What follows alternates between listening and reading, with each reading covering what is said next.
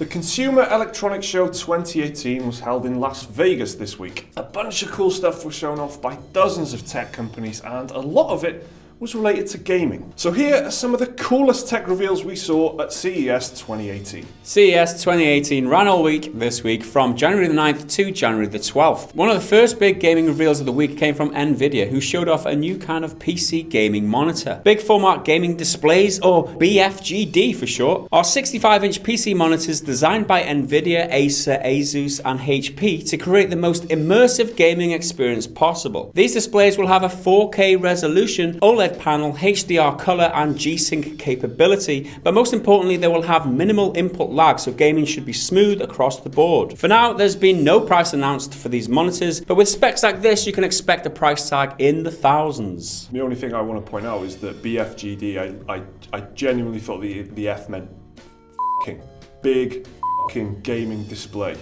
I didn't think it was funny. I didn't think it was entertaining. I was like, that must be a little bit. It's pretty up because 65 inches is it's big. Huge, yeah. It's big. Have fun bleeping them F, so. We also saw a whole host of virtual and augmented reality devices on show at CES this year, but one that really stood out amongst the crowd was the HTC Vive Pro. The Vive Pro is essentially an upgraded version of the regular Vive with a 78% increase in resolution and a new OLED screen for a big boost in image clarity. The Vive Pro also includes an improved headband and integrated headphones which can be removed if you so wish, but most interestingly, HTC also announced a wireless adapter for the Vive and Vive Pro, which they are touting as the first truly wireless full-scale VR experience on the market. And this looks really exciting for anyone who's tried the Vive. So a lot of the issues might be because the wire is on the floor trailing, it's quite heavy and bulky, there's no headphones. They've addressed all of that here. And also this adapter which changes your current Vive into a mobile thing so you can get rid of the wires. It looks really awesome. Looks very good. Well done. Well done. Congratulations. And also resolution up as well, 78%. I mean, sign me up. Where do I trade in my old one and get one of these? That might be a good idea. Some kind of, trading in scheme or something. Because I imagine a lot of people who've got a Vive will look at this and be like, I want one of them now, please. Every year at CES, Razer unveils some wacky new prototype, and this year was no different. The company announced Project Linda at CES 2018, a laptop-style dock for the recently released Razer Phone, which turns the Android device into a 13-inch gaming laptop. The phone slots into a space where the trackpad would be on a regular laptop, and once it's in, the phone powers the entire system while doubling as a trackpad. It's worth saying that this is not a full gaming laptop. It will only be able to run Android OS and Android apps, so don't expect to play any PC games on it. Razer have said there is still a lot of work to be done on the project and they are not sure if the device will even make it to market. The company has been known to come up with wild concepts at shows like CES in the past and never actually followed through with them. This is one that caught my eye because I can't think of, it's such an awesome form factor where you've got a phone, you plug into your laptop, so they kind of work together. Unfortunately, the limitation is you don't get proper PC games. However, the way that one of the next story integrates, the way that processors are going these days, and the kind of games that you can get on mobiles these days, like you get Rome Total War and all sorts of these strategy games which kind of emulate games from maybe 10 years ago, which are fully playable on an Android mobile device. Who knows what the future might hold for mobile gaming? So this really caught my interest. The NES and SNES mini consoles proved there was still a high demand for retro gaming experiences over the last couple of years, and hardware company Hyperkin are now looking to get in on the classic console market too. At CES this year, Hyperkin announced the Ultra Game Boy, which is a hardware clone of Nintendo's original handheld. The Ultra Game Boy will sport a backlit screen, rechargeable battery, and support for all original Game Boy games, but you will have to have the cartridges on hand. Hyperkin say they're expecting to have the Ultra Game Boy ready for release by late summer 2018 with a price point of under $100. Nvidia also announced their cloud streaming service Geforce Now is going into beta this week. Geforce Now will apparently let people stream demanding games to a weaker device without any noticeable dip in quality or gameplay fidelity. Nvidia say you can stream games like Fortnite and PUBG at high settings up to 120 FPS, but a beefy internet connection is required with a recommended speed of 50 megabits per second. The company even recommends checking how close you are to one of their data centers. But if all that sounds good, then then users from North America and Europe can sign up for the free beta right now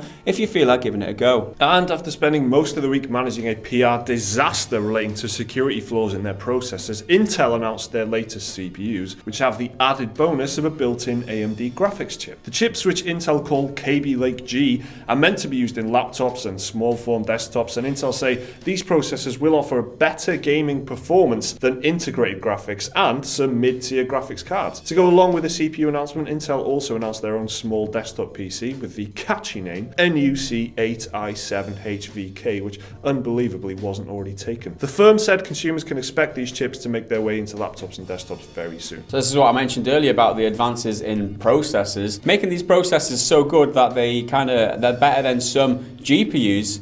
That's amazing, right? And so anyone who's serious about their gaming probably wouldn't consider something like this, but they honestly are trying to cater for those people who otherwise wouldn't be able to afford the high-end graphics cards. Now, this announcement isn't strictly gaming related, but it's too cool to skip over. Electronics manufacturer Samsung announced a massive 146-inch modular TV, which they ominously call The Wall. Sounds like that game show. Remember that British game show, The which Wall? was called The Wall. Yeah, if the wall comes at you, you've got to like jump through it or you get splashed into the water. Game show, yeah. Yeah, you have to like do a shape or something, right? Yeah. Samsung say the TV can be customized to any dimension because of the modular design, and every TV will be built to order. There was no price announced for the Wall, but Samsung also revealed a 100-inch version which will cost only $10,000. And lastly, perhaps the most interesting product shown off at CES this year was the Tesla suit. The Tesla suit is, in its own way, a terrifying prospect. It's a haptic feedback suit designed for use with VR. It's completely wireless and is designed to replicate real-world senses, like touching, in a VR environment. The suit can also simulate different climate conditions. So if you're playing Skyrim, for example, the suit will simulate the winter climate. But if you cast a fire spell, then the suit will create the sensation of warmth. The developers of the project said they want the suit to erase the difference between the virtual and real worlds, and they think the suit will appeal to gamers, athletes, and the enterprise sector.